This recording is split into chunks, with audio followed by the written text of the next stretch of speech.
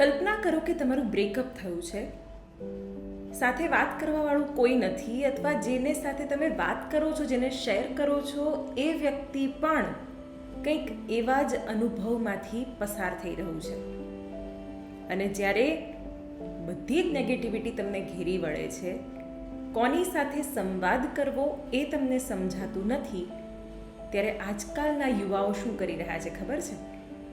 આજકાલના યુવાઓ સીધા ઇન્ટરનેટ પર જાય છે અને એઆઈ કે ચેટ જીપીટીને પૂછે છે કે મારે શું કરવું જોઈએ.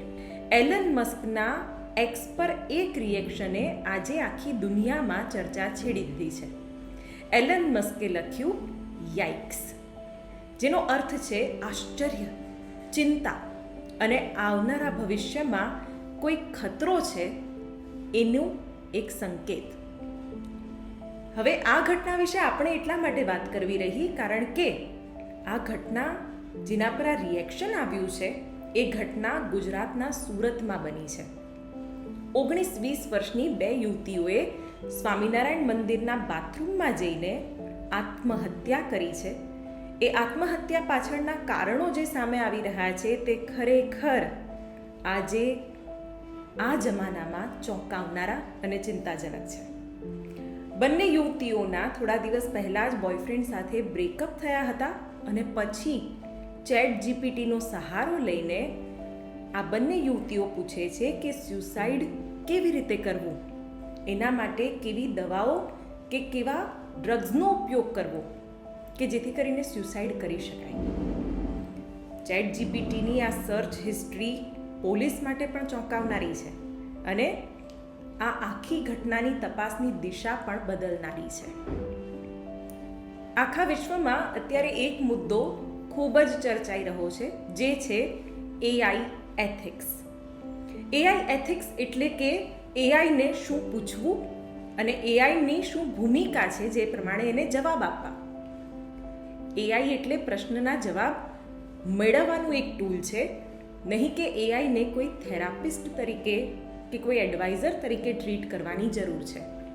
પણ આજકાલ રિલેશનશિપ ક્રાઇસિસમાં પણ યુવક યુવતીઓ ચેટ જીપીટીનો સહારો લે છે, કારણ કે ઘણા બધા ઇમોશનલ ક્રાઇસિસ અત્યારે ખૂબ જ જલ્દી લોકો અનુભવી લેતા હોય છે અને એમાં એઆઈ કે ચેટ જીપીટી એ ખૂબ જ હાથવગું એક ટૂલ બની રહ્યું છે એમ લાગી રહ્યું છે. નાના બાળકો અભ્યાસ પણ એઆઈથી કરતા હોય છે, ત્યારે બાળકો માટે પણ અને બાળકોના માતા પિતા માટે પણ આ ખતરાનું એલાર્મ ચોક્કસ છે.